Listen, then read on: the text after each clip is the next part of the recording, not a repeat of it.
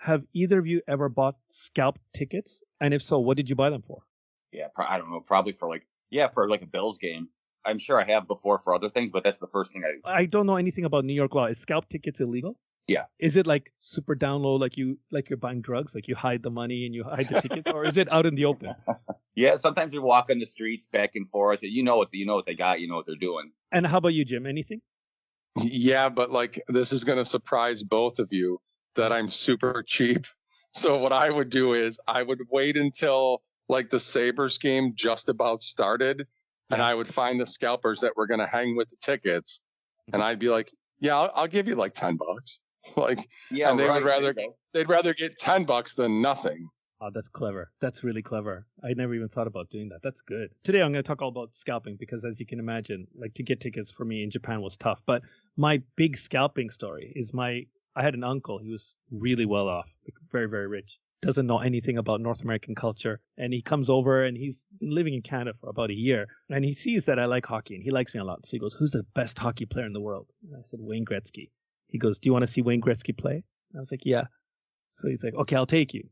So I'm like, fucking guy has no idea what he's talking about. He doesn't know how expensive it's going to be. And so I was like, "All right, I'll meet you there." So he goes, "Okay, bring your brother and meet me at Maple Leaf Gardens at whatever, just before the game time." So we get there and he brings his 3 kids and my uncle, himself, me and my brother to the game. I'm like, fucking ridiculous. We go to the ticket gate and we go buy tickets and then of course sold out, right? Wayne Gretzky. So if it was my dad, we would have just gone home and watched it on TV. It's like, "Oh, the tickets are sold out. We should go home." And the guy goes, he looks at me like dead serious. And he goes, "I told you I was going to take you to watch Wayne Gretzky. We're going to fucking watch Wayne Gretzky today." And I was like, "Oh, this is awesome." So then he goes up to the scalper and he goes, "I need 8 tickets for the game tonight." And the guy goes, 8 tickets? He goes, "This is Gretzky. You can't get 8 tickets. So he goes, "I don't care what you have to do. Get me 8 tickets. The face value of the tickets is $12. We paid $50 a pop for the tickets."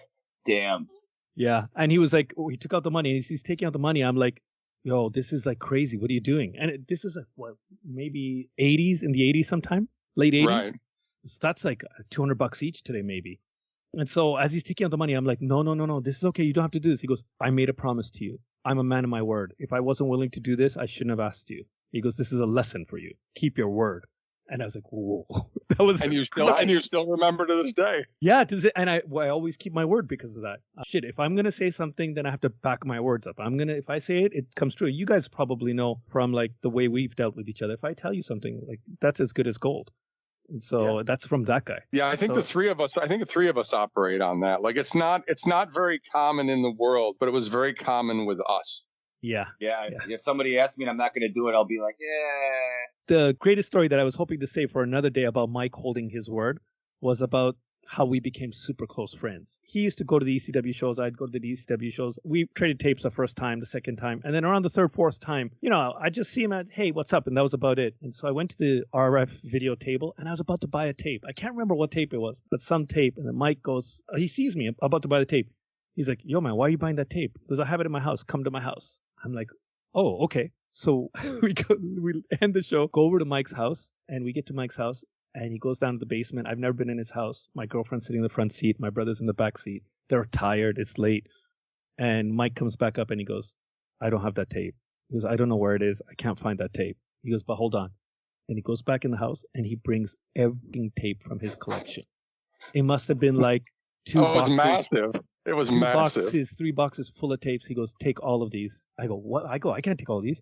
He goes, "No." He goes, "I lied to you. I made you come out of your way. I know you have to drive far away tonight. That's not cool." He goes, "At the least I can do is give you all of these." And then right there, I was taken aback. I was like, shit. So I was like, okay, I'm going to take all of these. I'm going to tape them, and then I'm going to bring them back. So I took them home, taped all of them. Then I brought them back. And that was the day where I came into his home, sat on the bed, and his son tackled me. And then from then on, we were super close. That keeping your word thing, for me at least, was born out of this. And when Mike did it to me, it touched me deeply because I was like, oh, he's just like me. You remember that, Mike? That's why I usually say no promises. If someone asks me to do something I'm not too sure about doing, and no promises. Because I'm not going to tell them, because then I don't want to dread it the day it happens, because then I'm going to be stuck doing it. Yeah, that's true too. Especially if it's for someone you don't want to do it for. Right. Yeah. We'll see. We'll see what happens. I've been to maybe 5 family events in the last 10 years, and that's just enough. Outside of my immediate family, big family events, and that's more than enough. thinking about who your father was and what family you might have, I think 5 seems a little bit high.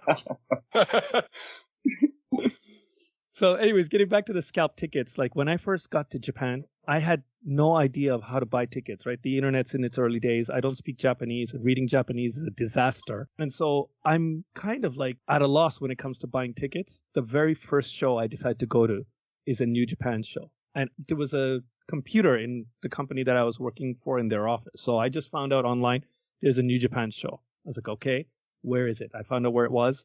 And then I took the train to get there. But when I got on the train, like I got to the train station, I didn't know which way I was supposed to go. Am I supposed to go east or west? I have no clue.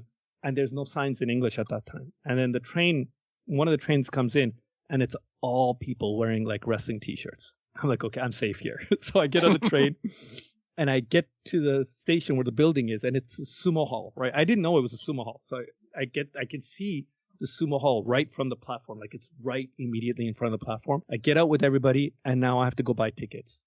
So I go downstairs, and my Japanese, I've been in Japan for maybe a month at that time. I don't know anything. And so I go downstairs, and I see there's these guys. They're like scalpers. They must be scalpers, but I don't know for sure if they're scalpers or not. I walk up to one of the guys, and I go, I want a ticket. And the guy looks at me and goes, okay. He goes, 4,000. And I don't know if 4,000 yen is a lot of money or not a lot of money. Like, I'm totally clueless about, is that a good price or not a good price? I open up my wallet to show the guy how much money I had. I had 40,000 yen in my wallet, which is like $400. And the king took out 4,000. Like he should have took out 4,000, put the rest of the money back in my wallet, gave me the ticket. I paid face value. Wow. Yeah. Face value for the ticket. I go inside and it's a pay-per-view. I couldn't believe it. I didn't know. I just thought it was going to be a house show. It was Kensuke versus Otani. It was incredible. I get into the show. And I sit down in my seat, and this is the view that I've seen like hundreds of times on TV from bringing wrestling tapes from my local convenience store around my house to Mike's house, and we sit there and watch it. This feeling came over me of like, oh my God, I'm actually here. And then I look to my right, and Mike's not there, and I'm like depressed as hell. So I go home, and I write him this long letter, a handwritten letter.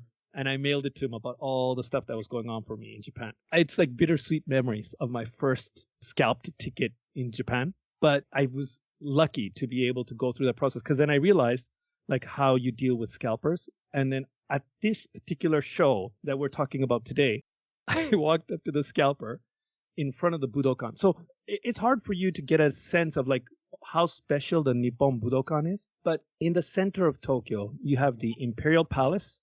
And the Imperial Palace is like right in the heart of Tokyo. It's surrounded by a moat. And you guys are dealing in miles. So it's like a 3-mile circumference around the entire moat. And then that property, like you can't enter usually. Like there's places where you still can't enter. And then behind that, there's another moat. And the Budokan is right there. It's in the middle of a moat. Like there's a moat surrounding the Budokan. I'm amazed by like what I'm seeing. I go up to the scalper and I know that this match is like a big deal. So I walk up to the scalper and I'm with my brother at that time. He was in Japan.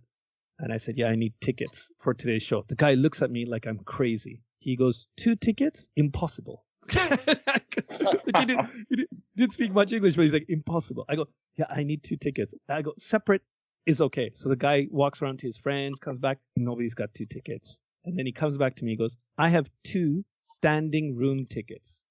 And so I was like, okay, standing room is better than nothing. I'll buy the standing room. Face value was 1,000 yen, which is $10. I paid 8,000 yen each. That's 8 times more than the face value price for standing room. Wow. Yeah, it was a legit total sellout.